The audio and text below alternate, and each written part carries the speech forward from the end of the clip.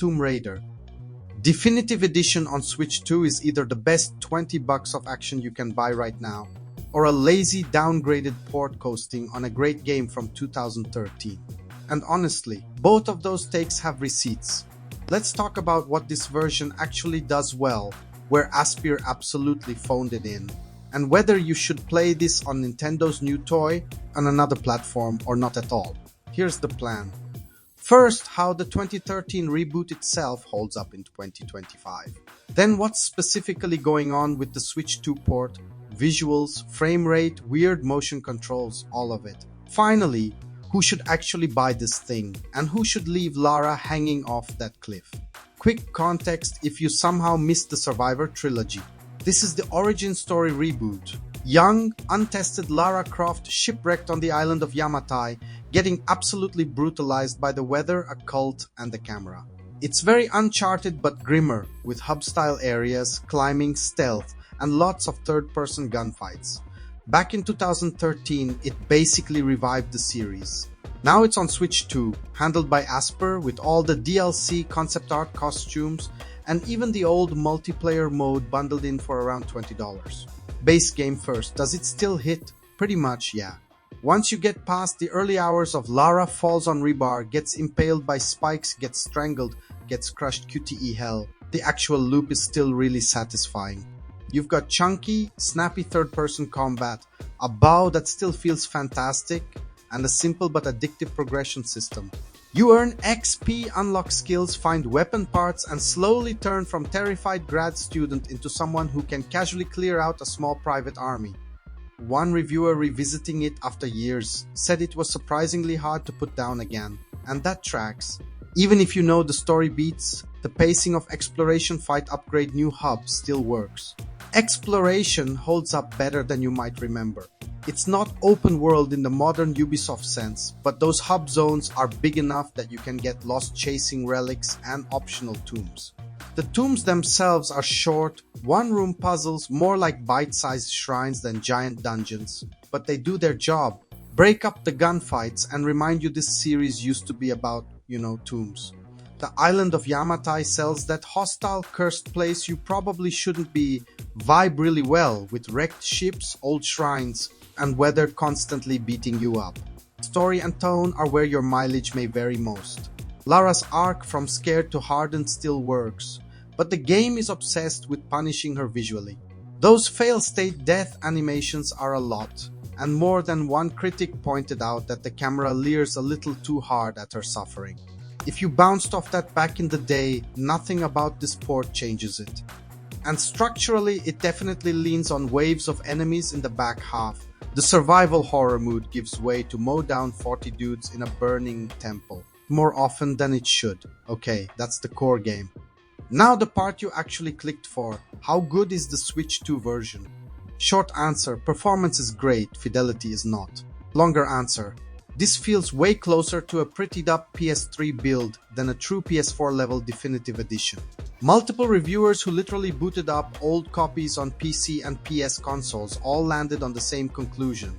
Switch 2 prioritizes a locked 60 frames per second and higher resolution by chopping off a lot of the visual flourishes that made the PS4 remaster stand out. Shadows are simpler and lighter, foliage is thinner, some of the fancy lighting is gone, and forget about stuff like the advanced hair tech that was such a big deal back in the day. One outlet even said that, pausing the game and looking closely, the Switch 2 version reminded them of the original PC release on normal settings. Now the upside, in motion at 60 frames per second, it still looks good. You've got 1440p reported docked, 1080p-ish in handheld in some tests, and that smooth frame rate does a ton of heavy lifting. The art direction survives the downgrade. Jungle areas still feel dense enough, weather and water still sell the mood, and the big vistas of Yamatai are still impressive.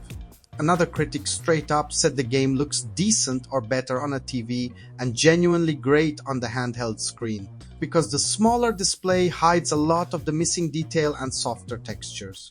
The downside is expectation management. On hardware that can run way heavier games, folks understandably expected at least parity with the PS4 Definitive Edition. Instead, what we got feels like a custom Switch 1, tier build upscaled for Switch 2, with performance pushed hard and visuals shaved down.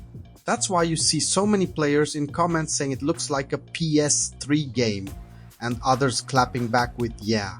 But at 60 frames per second in handheld, who cares? Both camps are looking at the same thing and valuing different stuff. Then there are the extras. On paper, this port sounds modern. Gyro support, Joy-Con mouse aiming, online multiplayer. In practice, it's messy. The gyro is basically a menu gimmick right now. You can tilt to wiggle certain screens, but you cannot use motion to aim your bow or guns, which is wild on a Nintendo platform in 2025. Multiple reviewers called that out as a huge missed opportunity, and they're right. The Joy-Con mouse mode is a cool idea but feels twitchy and awkward unless you spend time digging into sensitivity sliders. And even then, it's more novelty than true replacement for a stick.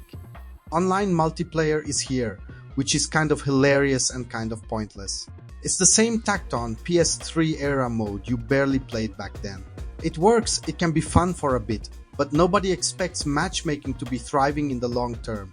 If Asper spent time wiring that up but didn't fully implement real gyro aiming, you can see why some reviewers called this a bare minimum or coat of paint style remaster. On the plus side, stability in the Switch 2 version seems mostly solid. One critic did hit a pretty funny bug where Lara just slid across a rope like a tram instead of climbing it, completely killing the tension, but those moments seem rare rather than constant. Frame rate drops aren't a big talking point here, which for a hybrid machine is honestly a win. So what do you actually do with all that? Let's draw the line. If you've never played this reboot and your main platform is Switch 2, this is a very easy recommendation with caveats.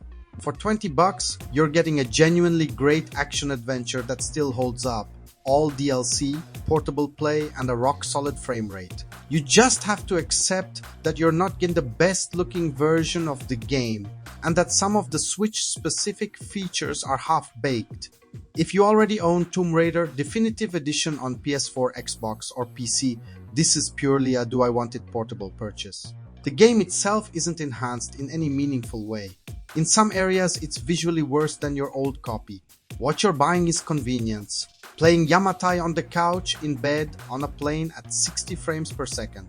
If you're the kind of player who happily double this on stuff like Nier, Automata, or Witcher 3 to have them in your bag, this fits that lane. If you're more give me a real upgrade or don't waste my time, you can skip this with zero FOMO. And if you're allergic to QTEs, scripted set pieces, and cinematic games that lock you into arenas until you've shot the required number of dudes, no port can fix that. This is still a very 2013 design, just running smoother. You might be better off waiting to see what the next Tomb Raider does instead of seeing yourself through a style of game you know you hate. If this kind of straight up, no BS breakdown is your thing, hit subscribe to ride along with Veteran Game, and toss a like if you've ever rage quit a QT waterfall death. So here's the real question for the comments. Is Tomb Raider on Switch 2 an acceptable good enough port because it's cheap, portable, and runs well? Or should we be holding these remasters to a higher bar in 2025, even for a 12-year-old classic?